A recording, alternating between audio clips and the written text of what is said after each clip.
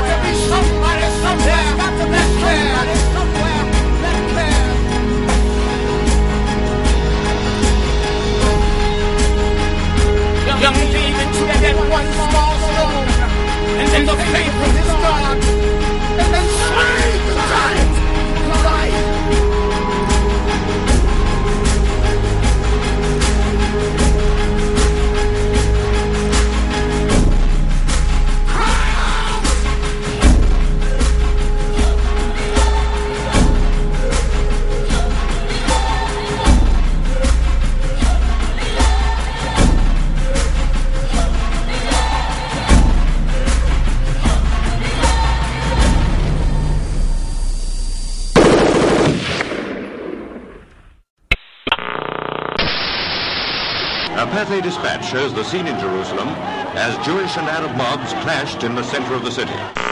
It remains to be seen whether a threatened full-scale war will materialize. جنود يعتلون المنازل والقناصة لا يتورعون عن إطلاق النار على كل شيء يمر أمامهم بمن فيهم الصحفيين.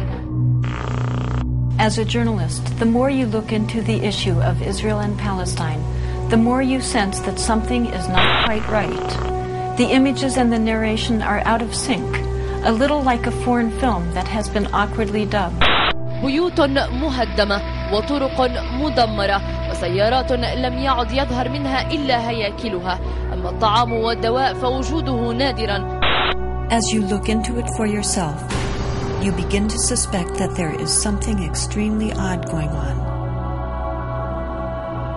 The more you look into it, the more you begin to feel it is not just odd, it is deeply disturbing.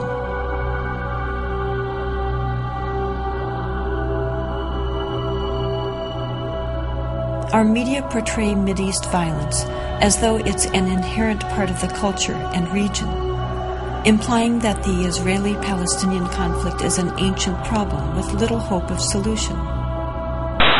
دمار يخلفه الجيش الإسرائيلي في كل شبر من الضفة الغربية. مدينة السلام المحاصرة لا زالت ترفع غصن الزيتون، وكنيسة المهد تقصف بالآليات العسكرية. 200 مواطن محاصرون داخل الكنيسة دون طعام أو دواء. These misperceptions come from the fact that we're only hearing a fraction of the story.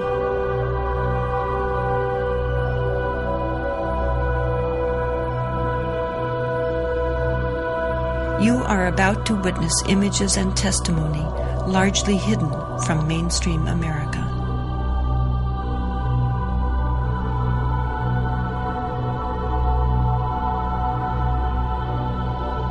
This place draws many people, whether they're Jewish, Muslim, or Christian. This is a holy place to significant numbers of us in the world. We all have an interest in sort of seeing what is this land and what's the situation here. And once you come, if you open your eyes at all, you can't miss the problems and the patterns that are here. I think it's hard to understand what occupation is. I think it's a foreign concept for many Americans, what it's like to live under military occupation. The definition of an occupation is when a foreign army occupies your land physically and controls your life. In addition, Palestinians under occupation, and this is why there's so much struggle against the occupation, they're not citizens, they don't have rights, they don't have civil rights. They're under a military rule. This is a particular kind of occupation that's both military and settler occupation. Settlements are areas of Palestinian land which are selected, and whatever is there, whether it's roads or whether it's villages or homes, they are bulldozed, and then a new town is built on the hilltop. One very good friend is Rodina Jabber, and she and her husband Atta have land in a rural valley near here called the Ba'a. And it's pretty clear these settlements want this land. It's some of the best agricultural land around here. So that valley has had repeated home demolitions. Rodina herself has lived through 2 home demolitions. They're living now in their 3rd house. اجت الجرافة طبعا مع الجيش اللي هجم علي على الخيمة انا التخمت تهدوا ما تهدوا بنتقاتل انا وياهم. انا اصيح ما يصير صاروا يضربوني في راسي وكان اللي بوكلي وشعر هيك مسكني من شعري ونكت شعري. لما حطوا بكيت الجرافة على البيت هيك تذكرت انه ابني نايم في البيت. هجمت على البيت بدي اطوله احمله. انا بركض على البيت والجيش بيسحب فيي من ظهري من ورا وبضرب فيي في ظهري وشلاليط في اجري وراسي وماسك شعري من البوكله وخلع شعري. انا جريت الجندي ودفعته على الارض واحد منهم هيك مدقرين فيه كلهم. انا دبيت الجندي ودخلت على الولد حملته بين ايدي هيك طلعت.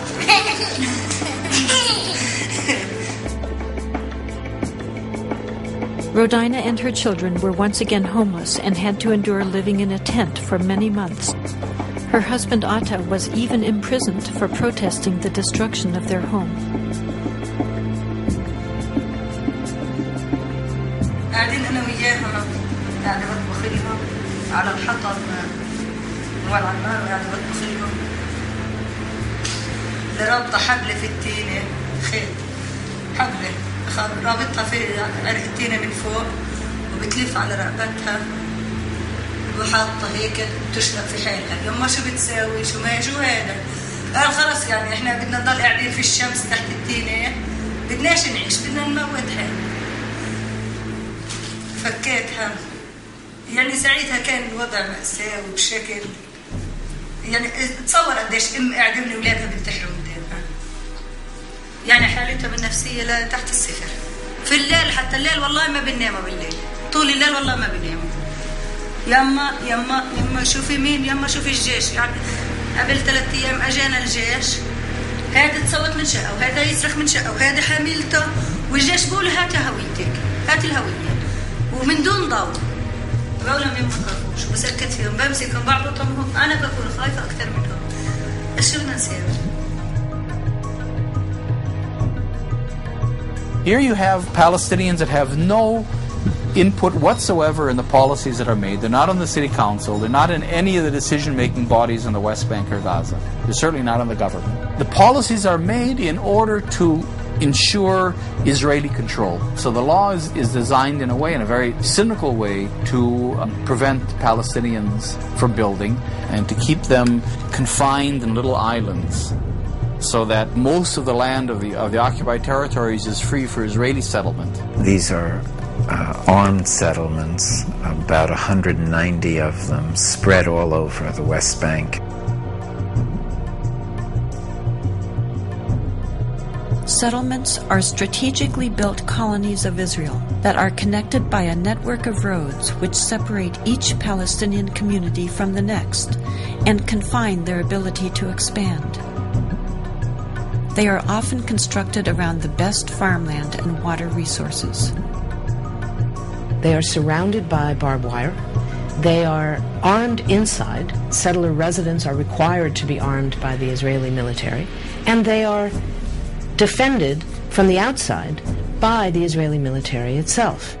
The purpose of these settlements today, number one, is to continue the Israeli control and domination of the occupied territories. And the bottom line in all of this is to make Palestinians leave the country. It's a very hard term, I know, but in a sense it's a kind of ethnic cleansing.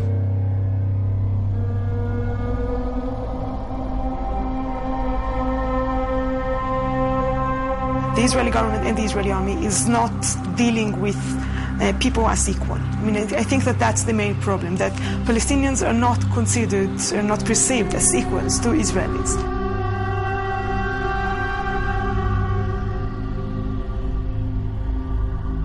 There is no specific discrimination against Palestinian Christians as opposed to Palestinian Muslims. It's a shared suffering.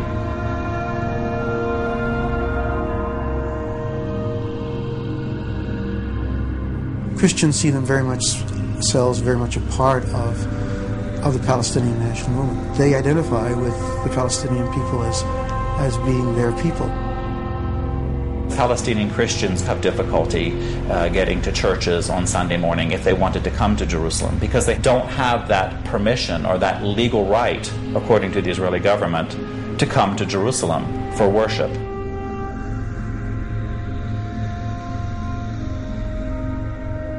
This I picked up in a home of a wonderful Christian family in Beit Jala.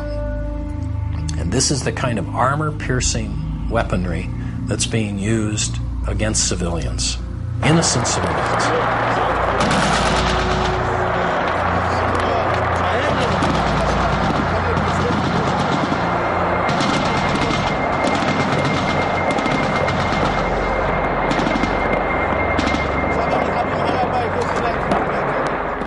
It's not easy to tell everything, you know.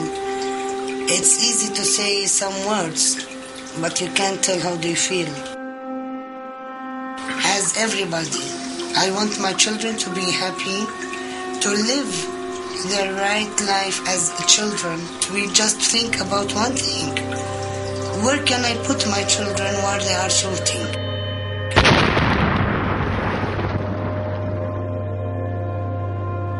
They didn't want to go to school because they are scared to come back and there is no house. They doesn't want to go without me and the father because they think that they will lose us.